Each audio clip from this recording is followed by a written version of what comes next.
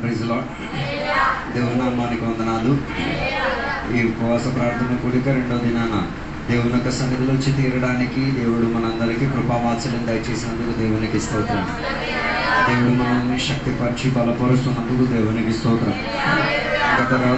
గత రోజు దేవుని యొక్క వాక్య భాగంలో నుంచి మనం చదువుకుంటూ వచ్చిన వాక్య భాగం వెనుదిరిగిపోయడానికున్న కారణాలు, లక్షణాల గురించి పోయిన రోజు ధ్యానించుకు తీరడానికున్న కృపా వాత్సల్యం యెరెమయా గ్రంథంలో నుంచి దేవుడు మనకి సహాయం చేసి తీరాలి. యెరెమయా గ్రంథం 2వ అధ్యాయంలో నుంచి చూడగలిగి తీరా. వెనుదిరిగిన వారు ఏ రీతిగా ఉన్నారంటే, వారు ఇరిగిపోయిన పాత్రలో నీళ్లు దాచిపెట్టిన వారుగా ఉన్నారు.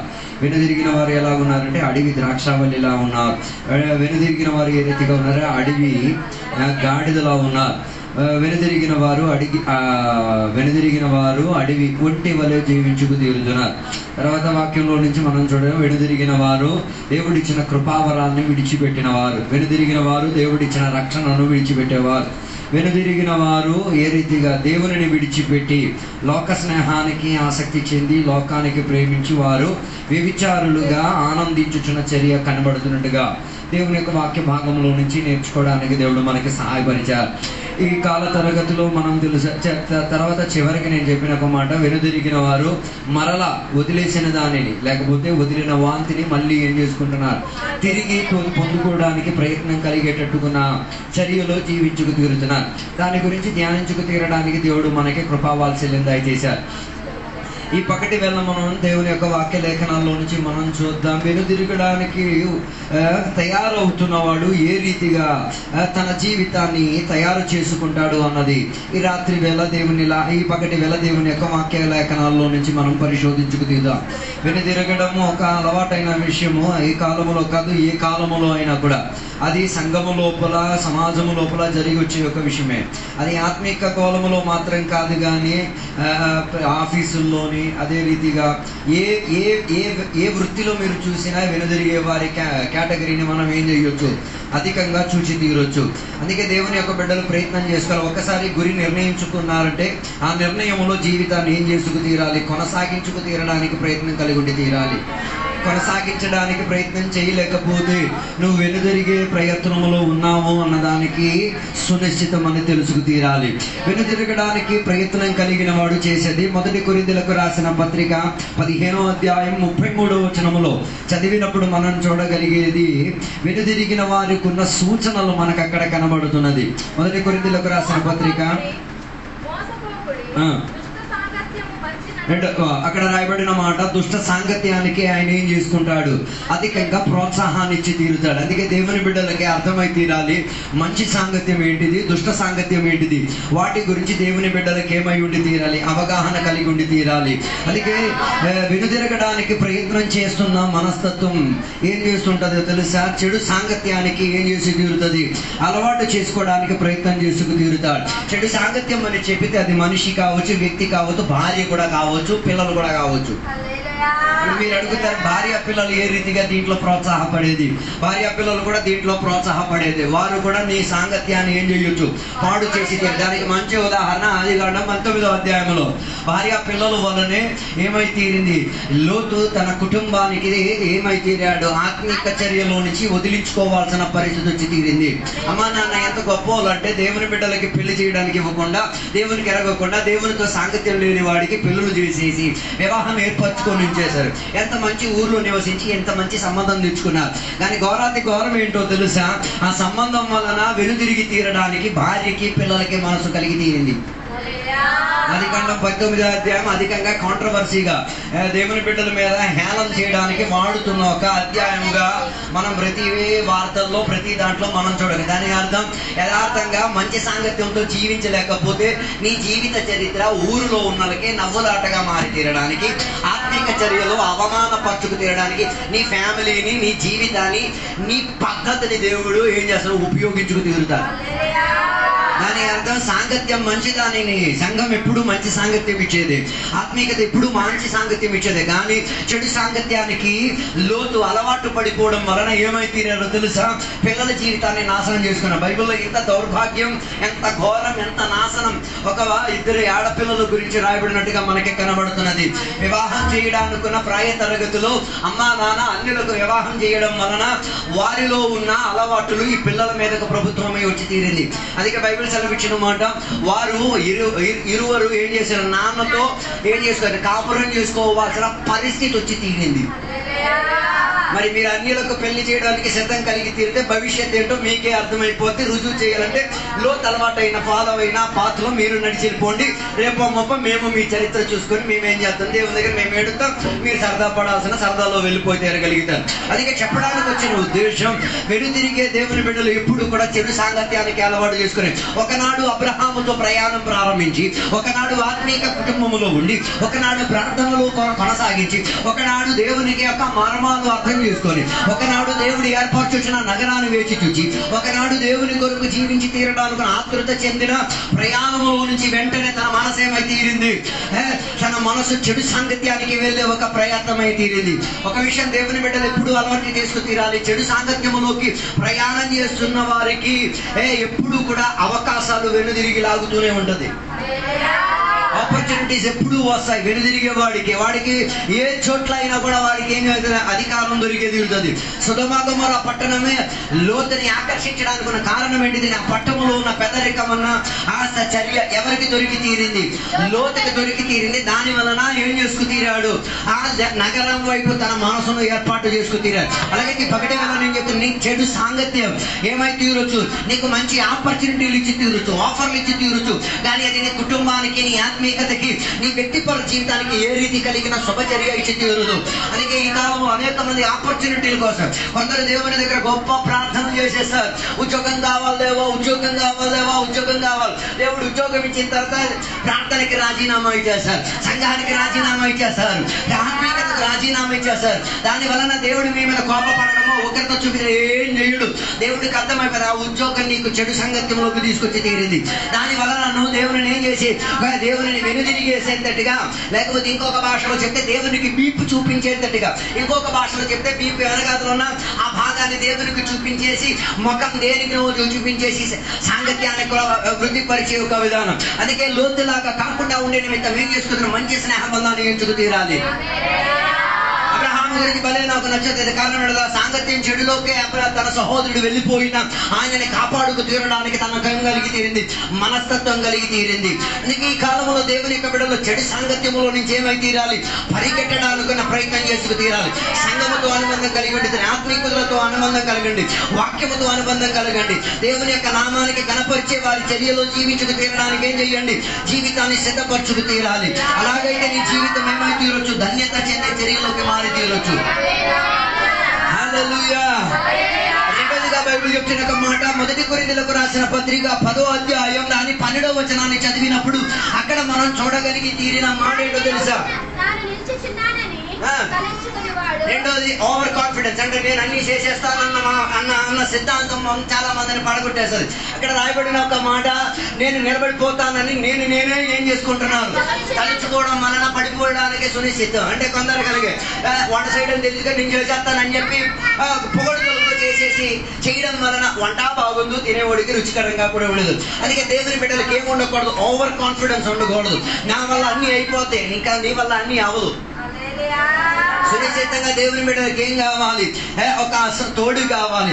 ఎల్లప్పుడూ కలిసి ఉండి ఏదైనా చేయగలిగి తీరేది. అందుకే అక్కడ చెప్పిన కొరింథీ సంఘ బిడ్డలు అనుకున్నాం, మేము ఏమైనా చేసేస్తాం, మేము నిలబడిపోతాం, మాకు ఇప్పుడు ఆత్మీయత వచ్చేసింది, మేము ఏమైపోతాము, మాకు ఆరాధన తెలుసు, పేదలు తెలుసు, దెయ్యాలు వదలగొట్టేస్తాం, అన్ని చేసే మాకు సంఘం వద్దు, పాఠశాల వద్దు, ఆత్మీయత వద్దు అనుకున్నాం. కాన్ఫిడెన్స్ ఎక్కువైపోయింది ఈ కాలంలో కూడా. అంతే. అందుకే కదా గృహపూడికలు బంద్ అయిపోయింది. అంటే పాస్టర్ గారు అక్కడ కూడా మేము పేదం చేసేస్తాం. చేసుకోండి. నీ ఓవర్ కాన్ఫిడెన్స్ నీకు తెలుసా?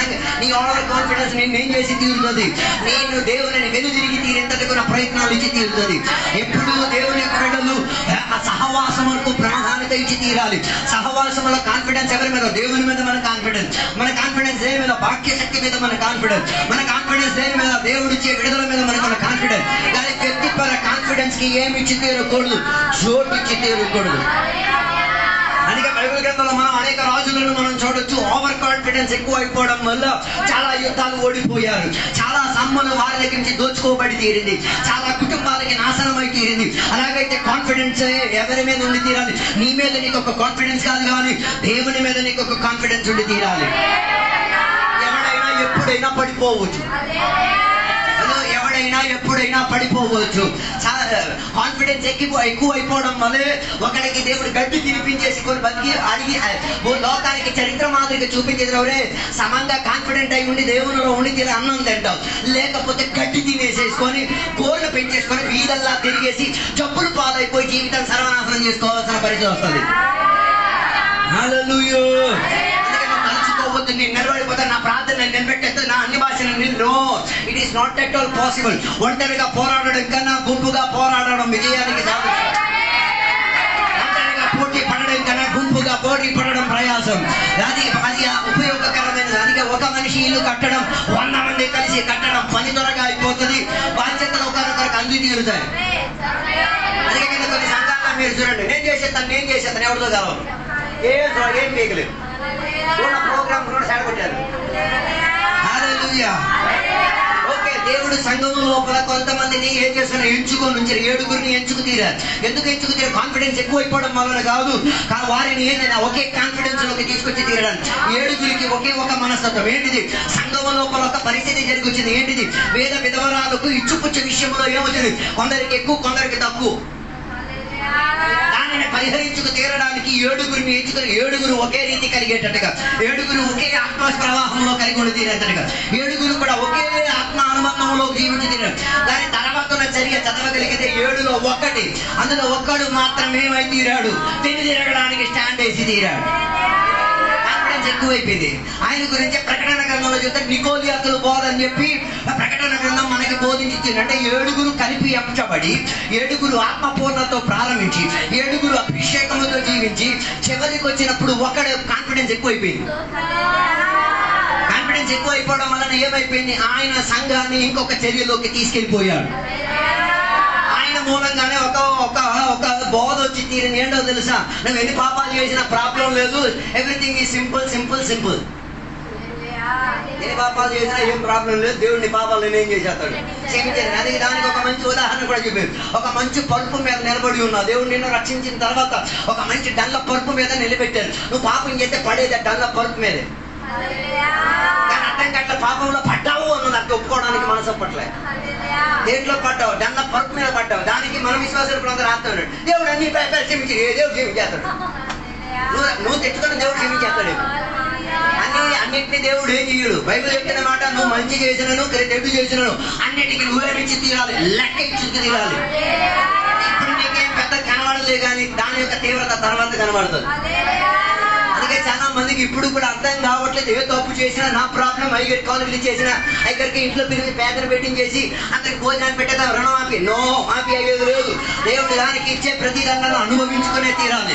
అందుకే జాగ్రత్త పడి జీవించుకు తీరడానికి దేవుని యొక్క బిడ్డలు ప్రయత్నం చేస్తారు. కాన్ఫిడెన్స్ నీ మీద కాదు, కాన్ఫిడెన్స్ దేవుని మీద ఉండి తీరాలి. అందుకే కాన్ఫిడెన్స్ లేకపోవడం వల్ల సంఘం కావలేదు. ఒక్క పాటకు ఒక్క కలవలేకపోతే దాని కాన్ఫిడెన్స్ లేదు. అంటే ఆ పాట నేను చెడగొట్టడానికి రెడీ, కాన్ఫిడెన్స్ లేకపోవడం. వాక్య పరిచర్యలో ఐక్యతతో ఆరాధన చేయాలి, కాన్ఫిడెన్స్ లేకపోవడం. ఈ పగటి వేళ కాన్ఫిడెన్స్ ఎక్కువ అయిపోతే కూడా సమస్య. ఈ పగటి వేళ దేవుని బిడ్డలు తెలుసుకు తీరాలి. అది వెను తిరగడానికి నీకేమి చెప్తున్నది? ఒక అవకాశం ఇచ్చి తీరుతున్నది. మూడోదిగా వెళ్ళి చెప్తున్నమాట సామెతల గ్రంథం 14వ అధ్యాయం 14వ వచనం చెప్తున్నమాట. సామెతల గ్రంథం 14వ అధ్యాయం 14వ వచనం.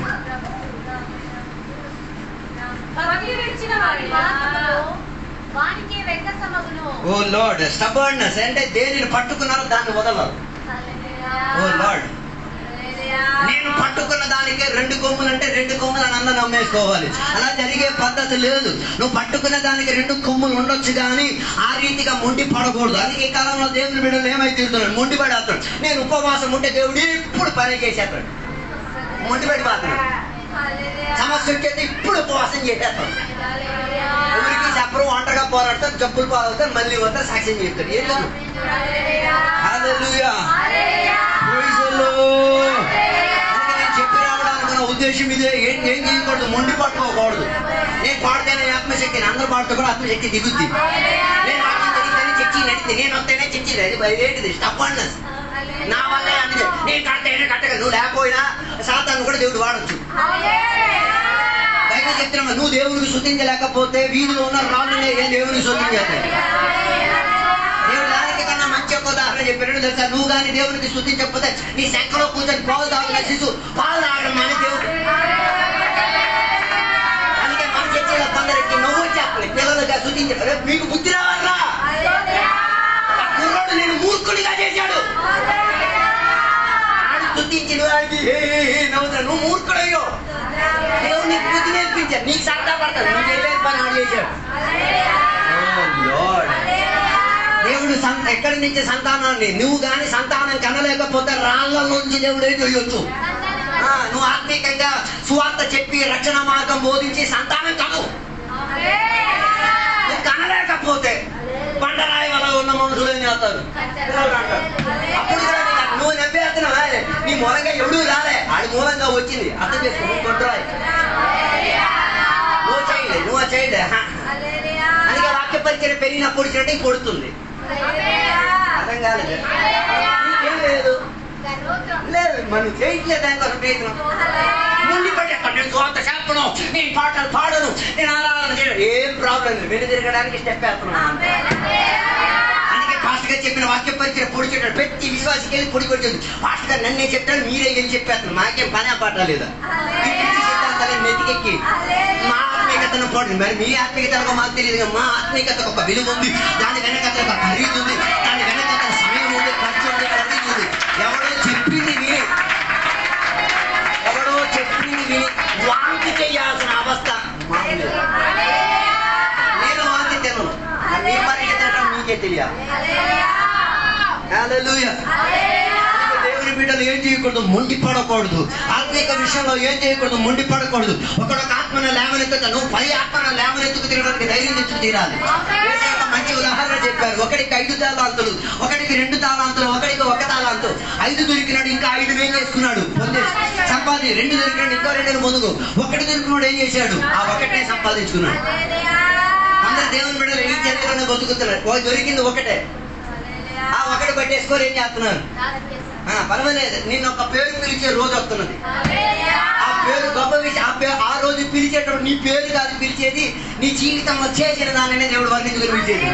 అందుకే ఆయన పిలిచిన పేరు చెడ్డదాసుడా, మూర్ఖుడైన దాసుడా, దేవుడిచ్చిన తలాంతులను ఉపయోగించలేని దాసుడా అని అందరి మధ్య పిలవబడి తీరేటట్టుగా ఉన్న స్టబర్నెస్ తెచ్చుకున్నాక నీకు ఇచ్చింది 1 అయితే 1లో వ్యాపారం చేయి.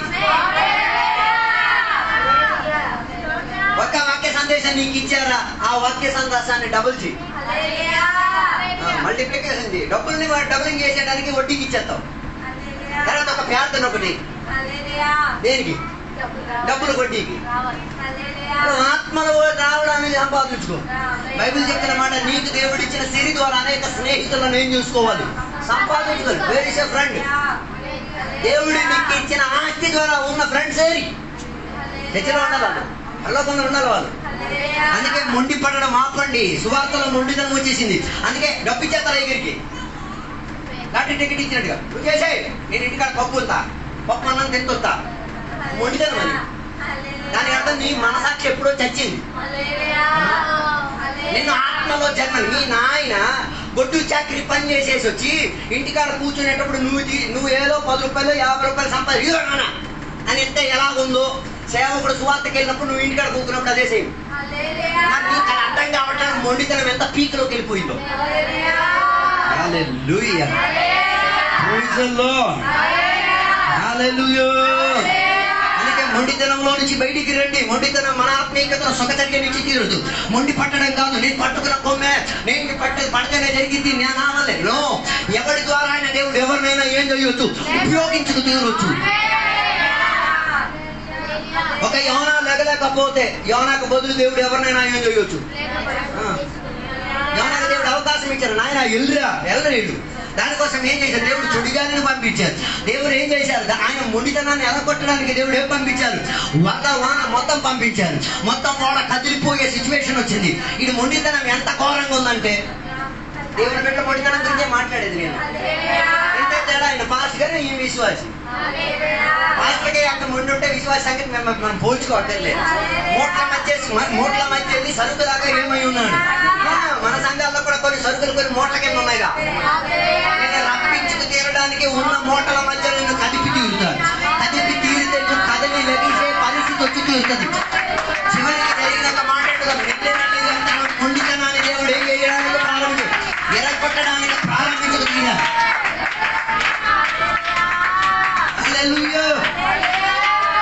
మొండితనం ఎంత ఘోరంగా అయిపోయిందంటే వీడు మొండితనానికి మళ్ళీ దేవుడికి చెప్తున్నాడు. దేవుడు అక్కడున్న ప్రజలకు చెప్తాడు, మేము మా సామాన్లని ఇసిరేస్తున్నాం, నువ్వు నీ దేవుడిని పిలుచుకోవచ్చు కదా అంటే మొండితనం మంచి సాక్ష్యం కూడా చెప్పేస్తున్నాడు.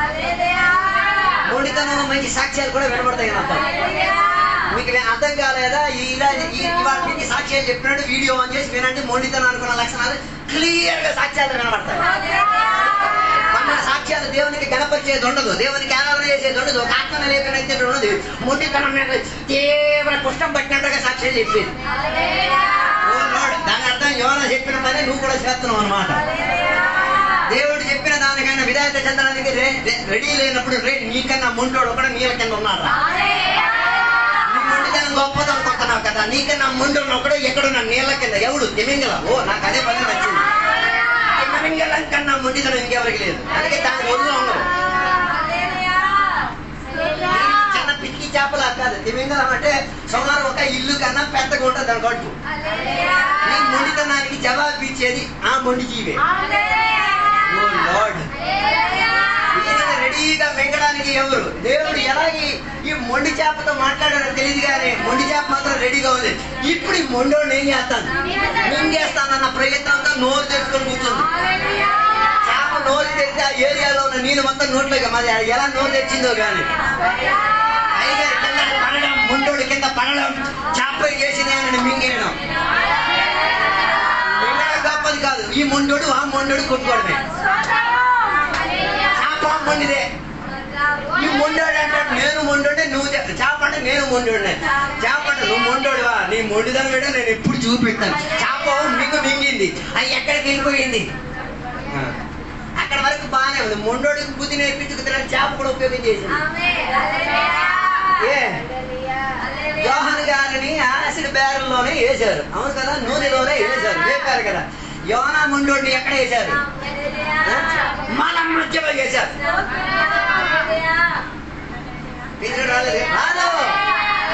నువ్వు దేవుడి పనికి నిర్లక్ష్యం చూపిస్తే మొండి చేప నిన్ను మనం తినిపించి మొండితనాన్ని చీట జరిగేటో నీకు అర్థం చేయిస్తారు. అందరూ గొప్ప గొప్ప వాక్యాలు చెప్పాక యోనా చేప కడుపులోకి ఎవరే బాబు అటు పీకిందని వెళ్ళని చెప్పండి. నువ్వు తిన్నది ఏమవుతుంది? దాని కాంపౌండ్ కాంప్లెక్స్ అయిపోతుంది. అంటే ఇప్పుడు చపాతీ తిన్నావు అనుకో, అది పొడి పొడి అయిపోయి దాంట్లో నుంచి ఏమవుతుంది, మంచి ఒక పక్కకి వెళ్ళిపోతుంది. అది నీ శరీరం మరి చెత్త దరిద్రం ఆడలో మిగిలి ఉంటది. ఈ యోనా అక్కడికి వెళ్ళాడు, 2 రోజులు ఉన్నాడు.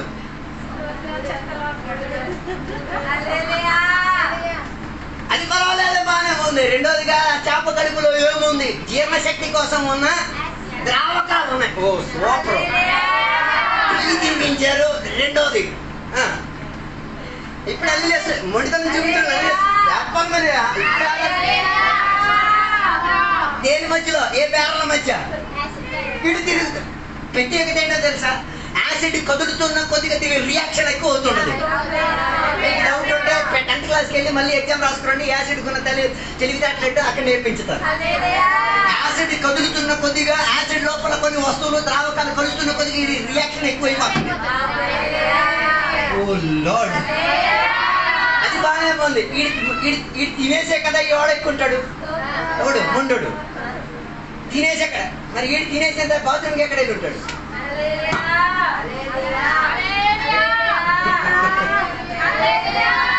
మనం చెప్పేది చేప మింగింది చేప. బాబు ఇది విషయం తిన్న మనం కూడా కొన్ని చేప మనం వదిలేసుకోండి. కొన్ని స్వచ్ఛంగా ఉంది, ఉప్పు ఉంది, వీడుగా మసాలాలు కిసాలాలు మొత్తం తినేసి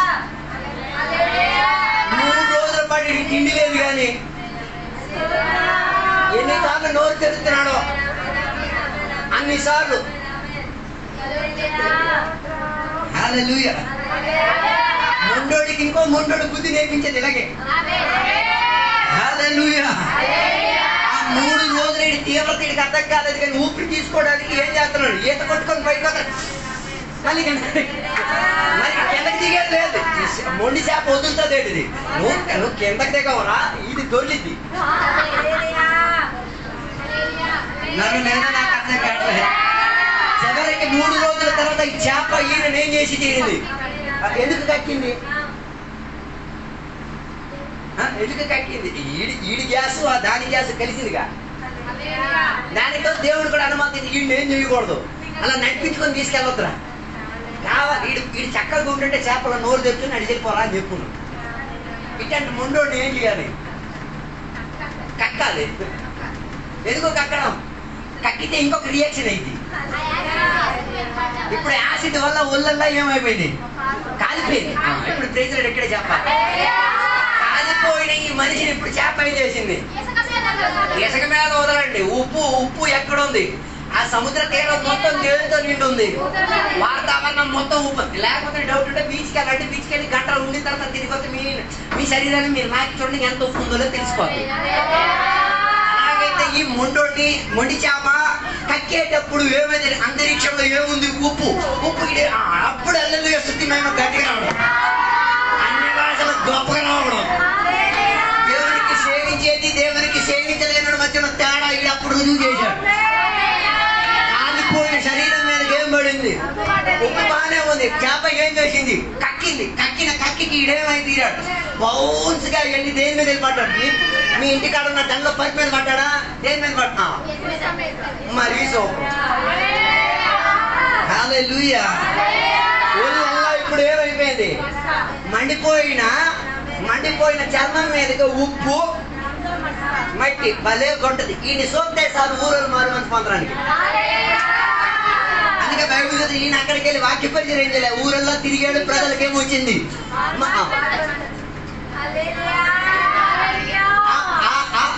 ఆ చేప ఆయనని మింగిన దగ్గర నుంచి కక్కినంత వరకు వీడు చేసిన గొప్ప ప్రార్థనలు. డౌట్ ఏమంటే ఇంటికి వెళ్ళి మీరు చదవండి. నేను చెప్పొచ్చింది మొండితనం ఏం చేస్తుంది? అధిక తీవ్ర నాశనాన్ని తీసుకొచ్చి తీరుతుంది.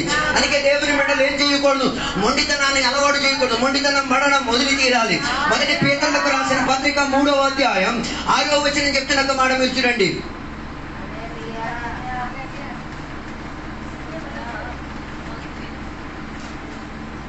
మొదటి పేతురు 3వ అధ్యాయం 6వ వచనం.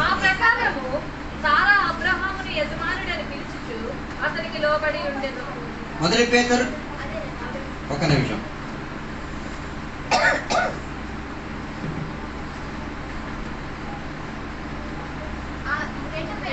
Okay right. 2వ పేతురు సారీ యా.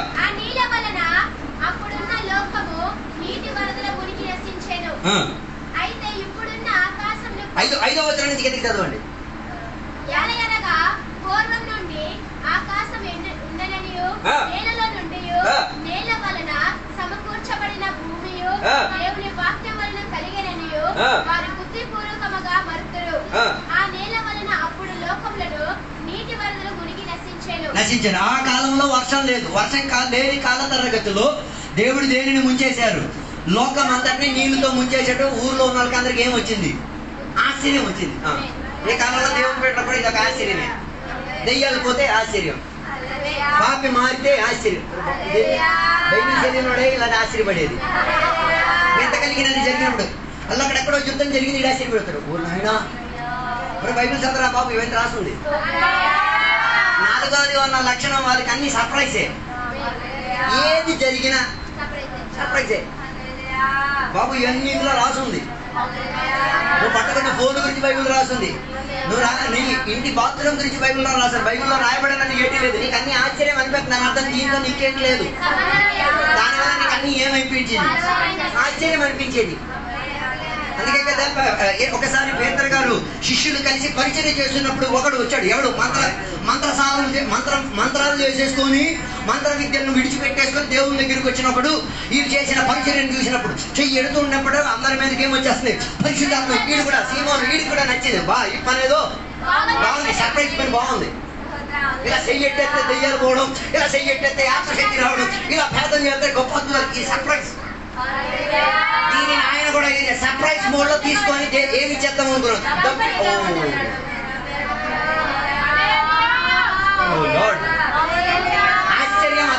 ఆశ్చర్యం అతోశక్తిగా మారితే డబ్బుకి ఇచ్చేనా కొనుక్కోవడానికి రెడీగా ఉన్నాము. అందుకే కదా కొన్ని క్యాంప్ మీటింగ్లు రెడీగా ఉన్నాయి. 8,000 రూపాయలు ఇచ్చారా ప్రవచనం చెప్పడం నేర్పిస్తాం, 9,000 రూపాయలు ఇచ్చారా ప్రార్థన చేయడం నేర్పిస్తాం. ఏ నేర్చుకునేది కాదురా బాబు, దేవుని దగ్గర కూర్చొని తెలుసు, వాక్యం చదివి తెలుసుకునేది. నీ ఆత్మిక తండ్రి దగ్గర తెచ్చుకో. కనిపించిన అలాగే అందరికి నాన్న నాన్న నాన్న. హలో, అందుకే ఈ అయ్యగారు ఏం కనవాడు మిగతా వచ్చిన అయ్యగారు అందరూ ఆశ్చర్యయుక్తంగా ఆహ్వానిస్తారు. రండి రండి రండి అయ్యా రండి. నీ సొంత అయ్యగారిని ప్రేమించకుండా వేరే ఏ అయ్యగారిని ప్రేమించేస్తే ఈ ప్రాబ్లమే. అతిశయోక్తిలో జీవిస్తున్నాం, సర్ప్రైజ్ లో జీవిస్తున్నాం. దేవుడు చెప్పారు, అవును నీ ఇంటికి వచ్చిన చిన్నవాడిని కూడా నా శిష్యుడిగా అంగీకరించి నీరు పెట్టండి అన్ని పెట్టు. మీ అయ్యగారు కూడా పెట్టు. మీ అయ్యగారికి పెట్టలేంది ఆయనకి ఏం చేయకూడదు. దాని అర్థం ఎవరికి సర్ప్రైజ్ చేయాలి, మాస్టర్ గారికి పెట్టి సర్ప్రైజ్ చేయించేస్తున్నాం. హ్యాపీ వాక్య పరిచయం. అందుకే ఈ కాలంలో చాలా మంది దేవుని బిడ్డలకి అన్ని ఏమనిపిస్తుంది, అతిశయోక్తి. అమ్మో వాడికి అలా జరిగిపోయిందా, వాడి కుటుంబంలో సర్వనాశనం జరిగిపోయిందా, వాడి జీవితంలో ఎలా జరిగిపోయింది. అరే బాబు అవన్నీ ఇందులో రావుతుంది. ఆ సందర్భంలో ఆశ్చర్యపడడం కదా, ఆ సందర్భంలో దేవో ఇక్కడ నీ కృపణ కావాలి దేవా, ఇక్కడ నీ చెయ్యి కావాలి దేవా, ఇక్కడ నీ శాంతి కావాలి దేవా. ఇది ఆశ్చర్యము, అతిశక్తి కాదు. ఇందులో రాసింది నిజమయ్యింది. దీనికి నేనేమైనా పరిహారం చేసి తీరాలా, నేను పరిహారం చేసి తీరుతాం. చాలా మంది విశ్వాసులకి జరిగే పొరపాటు, ఆయనకి నచ్చలేని విశ్వాసకి ఏదైనా దాడుల్లో ఏదైనా జరిగినాయి అనుకో, ఆశ్చర్యపడిపోయి అడిగి అలాగే జరగాలి. మరి నీకు అలా జరిగిన వాడు ఏం చేస్తాడు? ఆ సందర్భంలో అలా చెప్పడు, దేవాడు కృప చూపించండి అని నేను పరామర్శించాడు. మనకు పాస్టర్ గారు ఏదో రేపు చేశారు అని చెప్పేసి జైల్లో పడేసారు. ఏ విశ్వాసి వెళ్ళా, ఏ పాస్టర్ వెళ్ళా. ఒక సేవకుడు మాత్రం వెళ్ళి ఆయనకి పరామర్శించి జైలు నుంచి విడిపించుకు తీవాల్సిన అన్ని చేశాడు. అందరూ తనని విమర్శించేటప్పుడు రేపు వాడు అలా పడున్నప్పుడు నేను వెళ్ళకపోతే, నేను అలా పడున్నప్పుడు ఎవడైనా ఒకడు రావాలి కదా. విమర్శించిన వాళ్ళందరూ నోట్లో పేడ పెట్టినట్టుంది. అప్పుడు అందరికి అర్థమైంది, నిజమే కదా, ఆయనకి జరిగింది నాకు జరగదా, నా పిల్లలకు జరగదా, నా సంఘస్థలకు జరగదా. ఆటోమేటిక్గా ప్రజలు ఏం చేయడానికి ప్రారంభం, అయ్యో తప్పు జరిగింది, మేము విమర్శించేది ఆశ్చర్యయుక్తంగా తీసుకోవడం కాదు, ఎవరిని ఏ రీతికైనా కేసు వేసేసుకొని జైల్లో పెట్టే సిద్ధాంతం మన కోర్టు వ్యవస్థ. వచ్చేమని కూడా చంపని, వచ్చేమని కూడా హత్య చేయని ఒకరిని ఏం చేయొచ్చు, 7 సంవత్సరాలు జైల్లో తోసేయచ్చు. అలాంటి సిస్టమే. ఆడాలకు కాస్త డబ్బులు ఇచ్చారు అనుకోండి, ఏ మగాడైనా ఎక్కడైనా ఏం చేయొచ్చు. సిస్టమ్ అలాంటిది. పురుషులు పెళ్లి చేసుకుంటే హ్యాపీ సిస్టమ్ కాదు, ఆడవాళ్ళు పెళ్లి చేసుకుంటే హ్యాపీ సిస్టమ్ కాదు. నేను సిస్టానికి వ్యతిరేకత కాదు, కానీ సిస్టమ్ అలాగ అయిపోయింది. అన్ని అతిశయోక్తిగా మారి తీరింది. సంఘం లోపల కూడా అలా జరిగింది. హలో, గొప్ప నటులు కదా, ఎవరు నాగచైతన్య, ఇంకొకటి ఆమె పేరే మర్చిపోయినాను. ఆమె వెల్లులు ఒక పాస్టరే జడిపించారు. విడాకులు ఇచ్చిన పాస్టర్ ఎక్కడికి వెళ్ళాడు మరి? పరిశుద్ధాత్మ నామములో ఈ 20 జంటలను ఏకపరిచిన ఎక్కడికి వెళ్ళిపోయావు? హలో, నేను అనుకుంటే ఆయన ప్రార్థన చేస్తున్నాను మళ్ళీ కలవడానికి. హలో, వేదన లేకపోవడం, దేవుని నామాన్ని ఏం చేశారు? అతిశయోక్తి పరిచయం. దేశం మొత్తం అతిశయోక్తి. దేవుని పిల్లలు కూడా చేసుకున్నాడు. 2 పిల్లలు 3 పిల్లలు. మరి ఆ కోర్టు వ్యవస్థ ఎదుగుతుంది కదా.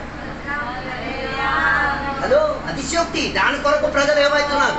ఆతృత చెందింది. బైబిల్ అది ముందే ప్రకటించింది. ఇవన్నీ దేనికి? వెనుదిరిగిపోవడానికి ఉన్న పద్ధతి.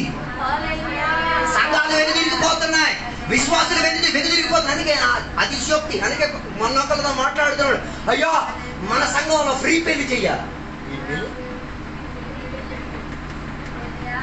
మాస్టర్ గారు చెప్తారు ఏం చేయాలట? ఈ కూతురికి పెళ్లి చేసినట్టు ఫ్రీ పెళ్లి చేయలేదు. నేను అడిగాను, ఎందుకయ్యా ఫ్రీ పెళ్లి? సర్ప్రైజ్ వస్తుందయ్యా, పేపర్లో వస్తుంది. నేను ఆయనకి నమస్కారం చెప్పి, నీ త్రోవ నీది, నా త్రోవ నాది. నేను ఈ సర్ప్రైజ్ చూడటానికి రాలేదు. నీ పిల్లల విషయం వచ్చిన ఒకలాగా, చర్చి పిల్లలు వచ్చినప్పుడు ఇంకోలాగా.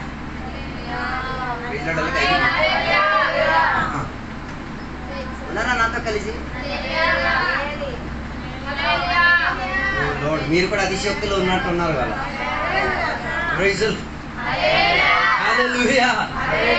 అందరూ అతిశయోక్తితో సేవా పరిచయం కూడా చూడండి. మీరు అతిశయోక్తి ఎందుకైతే ఎంతమంది రక్షణ పొందారో కార్డులు ఇచ్చేసి రక్షణ చెప్పేస్తున్నాను. బైబిల్ చెప్తున్నది, నీ నోట్లారా ఒప్పుకొని హృదయం విశ్వసించాలి. ఇదేంటి, ఒక కార్డు రాసి ఇచ్చేస్తే ఏమైపోయింది? తర్వాత చెప్పేది 8 billion souls saved. టీవీలో మొత్తం అతిశయోక్తి. దాన్ని చూడడానికి, అక్కడికి వెళ్ళడానికి ప్రజలు ఏమైపోతున్నారు? ఓ లార్డ్, అది ఎప్పుడో సంఘం ఏమైపోయింది? లేదు, దేవుడికి బీప్ చూపించడానికి రెడీ అవుతున్నారు. ఆరాధన కూడా ఏ రీతిగా అయిపోయింది? పబ్బులాగా మారిపోయింది. పప్పుకి చర్చికి తేడా లేకుండా మారిపోయింది సార్. అందుకే చర్చికి వచ్చిన ఇంటికి వచ్చేది ఊపు తొలి బ్రాండీ బార్లో అలా డ్యాన్స్ చేసేవాడు ఇప్పుడు ఎక్కడ ఆడుతున్నాడు?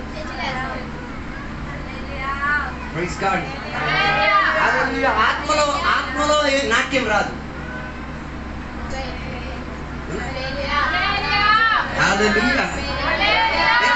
పేరు ఒకటి, ఆత్మలో ఆనందం అట. హలో, మన సంఘాలు కూడా ఇలాంటి అలవాటు చేసేస్తున్నాయి. పుట్టినరోజులు, సర్ప్రైజులు. అర్ధరాత్రి 12 గంటలకు విశ్వాస కేక్ కట్టుకెళ్ళి పడుకున్న విశ్వాసం లేపేది, హ్యాపీ బర్త్డే టు టు. అలా చేస్తేనే ఈడ చర్చికి వస్తాడట. మరి చచ్చిపోయినప్పుడు కూడా కేక్ తీసుకొచ్చేది, హ్యాపీ బర్త్డే టు టు. అప్పుడు ఆడలేక నువ్వే తినాలా. ఈ ట్రెండ్లు చేసేస్తే విశ్వాసులు ఎంత దూరమైన హెలికాప్టర్ వేసుకొని మరి వచ్చేస్తారు. ఎందుకమ్మా ఈ చర్చికి కదా నాకు సర్ప్రైజ్ చేస్తున్నారు, అయ్యగారు నాకు సర్ప్రైజ్ గా బట్టలు ఇస్తున్నారు, అయ్యగారు నాకు సర్ప్రైజ్ గా చెంచాలు ఇస్తున్నారు, అయ్యగారు నాకు సర్ప్రైజ్ గా భోజనాలు. బాబు, ఇవన్నీ వెను తిరగడానికి, సంఘానికి ఏం చేస్తున్నారు? సమాజానికి వెనుదిరిగిపోవడానికి సంఘ బిడ్డలే వాక్యోక్తి ద్వారా తయారు చేస్తున్నారు.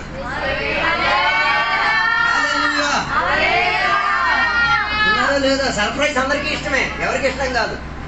అందుకే కదా క్రిస్మస్ అప్పుడు ఒకడు వస్తాడట, ఈ అమ్మ నాన్నే బీరువాల్లో అక్కడ ఇక్కడ దాచేస్తున్నారు, తర్వాత ఎవడు మీద తోసేస్తున్నాడు, లేని తాత మీద తోసేస్తున్నాడు. ఈ పిల్లలు దేన్ని నమ్మేస్తున్నారు? అప్పటి వరకు ఏదో నాకు ఆహారం ఇవ్వదేవా, బట్టలు ఇవ్వదేవా. ఆ వారం మాత్రం పేదలు మార్చేద్దరా, వేసేయొద్దు, గడ్డలోడా నువ్వు మాత్రం ఖచ్చితంగా రావాలా. మాయా మంత్రం చేసి ఎలా వస్తావు నాకు తెలియదు, కానీ నేను పడుకునేటప్పుడు మాత్రం వచ్చి ఏం చేయాలా? బొమ్మలు, ఆ బొమ్మల శంకలో పెట్టాడు. ఈ ఆదివారం వచ్చి నాకు అప్పుడు నాకు ఏం కలగదు, సర్ప్రైజ్. ఉన్నారో లేదా నాకు తెలియట్లేదు. ఆపేస్తాను. ప్రజలకు అధికంగా ఏమా సర్ప్రైజ్ కావాలి. చర్చిలో సర్ప్రైజ్ గా పాస్టర్ పేరు దగ్గర ఎలా పొంగిపోతాం. పాపం చేసేసి పట్టబడితే పొంగడం. నాకు అదే భలే నచ్చింది. వ్యభిచారంతో పట్టబడిన స్త్రీని పట్టుకొని తీసుకొచ్చినప్పుడు అసలు దొంగ గురించి ఆయన చెప్పలే. అందరూ వ్యభిచారం, నేను వ్యభిచార స్త్రీ అన్నారు. వ్యభిచారం నుంచి విడుదల పొందిన స్త్రీ, వ్యభిచారం చేసినాడు అవతలోడు. నాకు భలే నచ్చిందేంటో తెలుసా? అవతల ఉన్నవాడికి బతకడానికి ఈమె సైలెంట్ అయిపోయింది.